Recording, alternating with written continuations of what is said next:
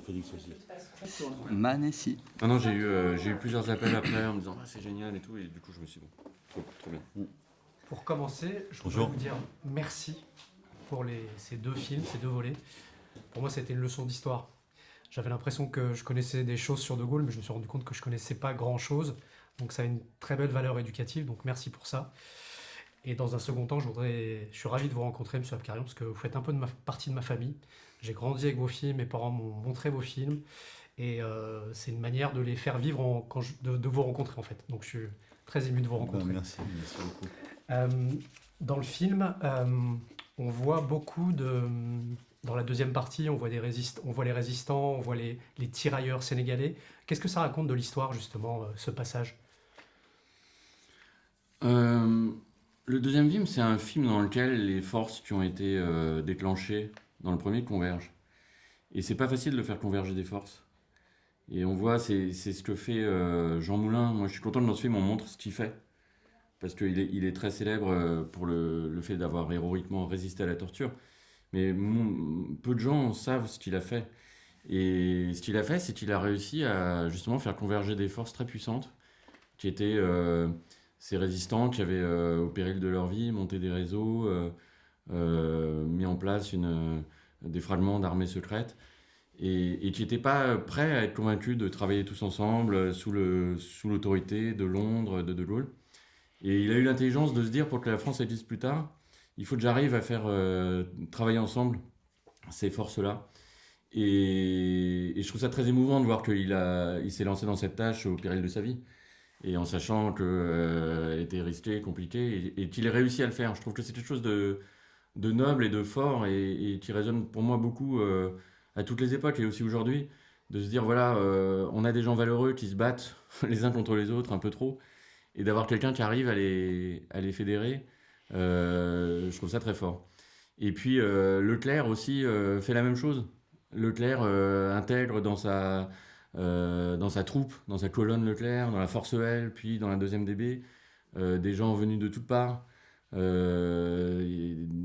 évidemment en premier lieu d'Afrique, mais pas seulement, et puis des gens de toutes obédiences. Il fait venir les républicains espagnols, qui sont les premiers à rentrer dans Paris, ce que beaucoup de gens ignorent. Les premiers à rentrer dans Paris pour libérer Paris, c'est des antifranquistes, c'est des républicains anarchistes espagnols.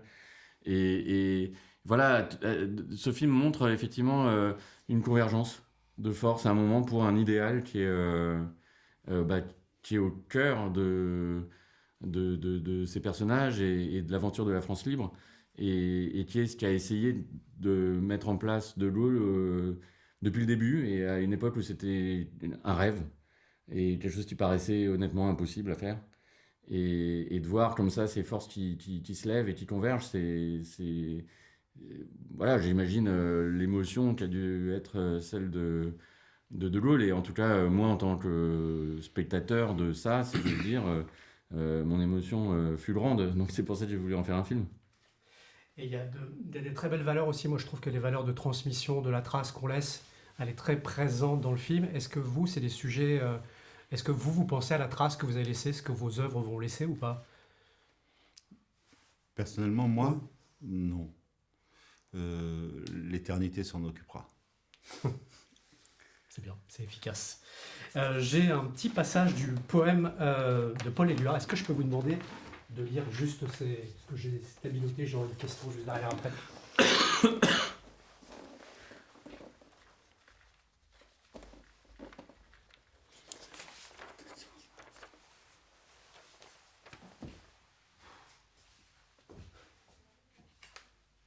Pardon.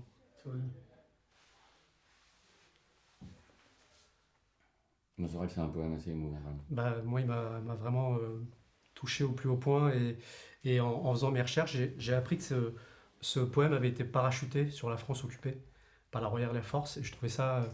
ça vous inspire quoi, justement, ce poème ? Qu'est-ce qu'il dit ? Pardon, excusez-moi. C'est émouvant.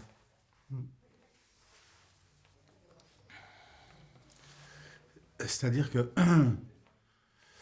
ça prend sens quand on rôde la mort. Ça prend sens quand la destruction est la pratique la plus répandue et qui est banalisé. Ça prend sens quand l'âme est sur le point de quitter le corps d'un pays, le corps d'une nation. Ça prend sens. Et le pain redevient vie, le vin redevient vie, l'air redevient vie, l'embrassade redevient paradis, perdu et retrouvé. Donc je pourrais parler longtemps de ça, ça m'émeut beaucoup, beaucoup. Tiens, j'ai lu une phrase, je pourrais pas aller plus loin, quoi. Non, mais pardon, désolé si ça vous a touché autant, mais moi ça m'a vraiment impacté dans le film, surtout c'est le plan de fin, quoi, et je trouvais ça assez magnifique. Pour revenir sur quelque chose de plus joyeux, on va dire. Mais c'est joyeux. Oui, c'est joyeux, mais par rapport à votre émotion, dans le film, il y a des moments drôles, des moments d'éloquence politique. Est-ce que c'était important d'avoir ces respirations aussi? Ça fait partie de l'aventure, donc il n'y avait pas de raison de ne pas les avoir, je dirais. Cette aventure, elle est riche, elle est complexe, elle se passe sur le terrain de bataille avec les Allemands, avec des armes, elle se passe dans le secret des rues sombres dans la France occupée avec les résistants, elle se passe aussi dans ces aventures très humaines que sont les relations entre chefs d'État, entre Churchill, De Gaulle, Roosevelt, et tout ça est un tout, et c'est sur ces trois terrains-là que se déploie le film. Et voilà, c'est ça qui fait le film, c'est que tout ça tient ensemble, me semble-t-il. Et il y a une chose que j'ai apprise, enfin, il y a plein de choses que j'ai apprises, notamment la monnaie, que les Américains voulaient instaurer une monnaie en France. Est-ce que vous pouvez m'en dire un peu plus? Que ça me vraiment, je me suis dit, est-ce que c'est vrai ou pas? Et ah oui, c'est vrai, c'était très troublant. C'est vrai, j'en ai d'ailleurs des billets, il y a des collectionneurs, j'en ai, ouais. J'en ai. Et puis, alors vous savez d'ailleurs, c'est marrant parce que donc les Américains ont imprimé effectivement des dollars français, disons, pour dire les choses. Et on commence à les distribuer, puis finalement, ça n'a pas été possible, puisque la France libre a fait en sorte que ça se passe autrement. Mais les Français qui ne sont pas idiots, en fait, ils avaient gardé les dollars français. Ils ont essayé de payer leurs impôts avec à la fin de l'année. Donc, donc les gens savent bien, les gens qui... voilà. Donc c'est tout à fait vrai, oui. Ouais, ouais. Derrière, si vous voulez, le narratif dans lequel on vit aujourd'hui, c'est un narratif américain. Ouais. L'Europe s'est entretuée à cause de ses démons, puis les Américains sont venus nous libérer, et depuis, ils nous aident à être raisonnables et à nous moderniser. Bon, moi je trouve important qu'on ait notre narratif de comment nous, Européens, nous, Français, on a vécu les choses. C'est pour ça que ce film, il était important à mes yeux de le faire. Et effectivement, les Américains ont libéré la France avec quand même aussi une arrière-pensée d'occupation, de mise sous tutelle. Et c'était pas si simple que le narratif qu'on a aujourd'hui. Il a fallu que quelques personnes se battent un peu pour que la France redevienne un pays libre. Il y a, je trouve aussi le personnage de Thierry Lhermitte, Giraud, très intéressant, que je ne connaissais pas non plus, donc merci encore pour ça. Comment vous avez... il y a des joutes verbales entre Giraud et vous, comment vous les avez travaillées? On sent qu'il y a l'œil qui frise quand vous échangez vos dialogues et tout. Comment ça s'est passé justement entre vous? Alors, c'était bien écrit. C'était bien écrit, c'était rythmé, c'était musical. Et comme Thierry, comme moi, je pense que nous sommes des amoureux des mots et des débusqueurs, si vous voulez, de situations. On sait d'où vient Thierry et c'est ce qu'il a fait. Moi, de mon côté, c'était un autre cheminement, mais c'est pour converger vers ça. Donc, à un moment donné, on s'assoit, on ne s'est pas beaucoup parlé. On a fait une première prise, Antonin vient, donne 2-3 petites notes. C'était pas, parce qu'on n'était pas dans le rien, quoi. On savait très bien. Et donc, c'était rythmé, et on a tous les deux le sens du rythme, et voilà, bien écrit. Je ne dis pas ça parce qu'il est là, mais c'est très bien écrit, non, mais c'est très bien dialogué. Non, mais c'était merveilleux d'avoir de tels comédiens pour incarner ces personnages. C'était comme avoir des Stradivarius pour faire de la musique. Enfin, c'était merveilleux. C'est tout de suite, si vous voulez, tout de suite, dès la première prise, même avant la première prise, les choses sont en place. Quand on a des comédiens qui comprennent non seulement les mots, mais les silences entre les mots, l'intention, les ambiguïtés, en réalité, après, on peut s'amuser à modeler un peu les choses et à faire ressortir quelque chose, mais c'est un travail de finesse qui est que du plaisir. Ouais, et puis je trouve que c'est valable aussi pour tous les seconds rôles. Je trouve que tout est bien écrit. Les seconds rôles sont vraiment mis en avant d'une très belle manière et tout. Et je rajoutais une chose par rapport à ça, c'est-à-dire que je pense que Thierry et moi, on a cette intelligence enfin, je suis en train de m'auto-louer, Mais t'as raison. de ne pas être plus malin que l'auteur. Voilà. À partir du moment où vous êtes plus malin que Shakespeare, Shakespeare, il vous mange. Donc on n'a pas... Non, mais c'est vrai. Il faut être au pied de la lettre à l'intérieur de ça. Au pied de la lettre, et dans le pied de la lettre, trouver la dentelle et la nuance. Et est-ce que, je sais que Manouchian et De Gaulle se sont pas croisés, mais qu'est-ce qui se serait dit si c'était croisé? Est-ce qu'ils se seraient reconnus? Je pense que oui. Je pense que oui, parce que il y a de la chevalerie chez les deux. Il y a de la chevalerie chez les deux. Il y a de se livrer à sa cause chez les deux. Chez les deux, il y a cette chose qui les dépasse.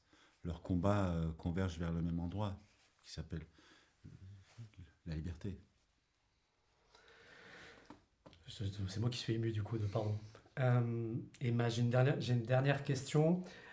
J'ai vu que dans les interviews, vous avez dit que c'était un film qui était fait pour la jeunesse. Je le prends aussi pour moi parce que je pense que c'est un film aussi qui est fait pour les personnes un peu plus âgées aussi, parce que c'est important. Quel message vous pouvez laisser aux jeunes justement pour qu'ils aillent voir le film? Quand j'ai dit que c'était pour la jeunesse, j'ai pas dit exclusivement pour Oui, la je jeunesse. suis d'accord. J'ai dit aussi pour la jeunesse parce que oui, j'avais à cœur de faire un film qui soit aussi une aventure, qui soit aussi un divertissement et qui soit pas uniquement un film qu'on peut voir si on est féru d'histoire. Pour moi, c'est un film qu'on peut voir sans... D'ailleurs, en fait, j'ai fait un seul test screening au début, après la première version de montage, avec des lycéens d'un lycée technique qui n'étaient pas du tout portés sur l'histoire, pour vérifier qu'en fait, justement, l'aspect historique n'était pas plombant, enfin, qu'il n'était pas trop important, ou qu'il n'y avait pas des parties où on ne comprend plus où on est, etc., que ça soit fluide. Donc voilà, c'est pour dire, moi, c'est un film...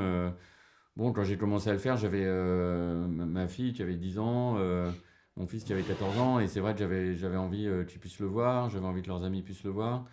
Alors quel message? Il n'y a pas vraiment de message, mais il y a une énergie. Il y a cette idée que, comment dire, quand vous avez l'impression d'être dépassé par les forces qui sont autour de nous dans le monde, et c'est ce qu'on ressent aussi parfois aujourd'hui. Et c'est ce que ressentaient les jeunes de l'époque quand il y avait les soldats allemands dans les rues et qu'on pouvait pas faire grand-chose. Et ben en fait, c'est toujours possible quand même de faire quelque chose.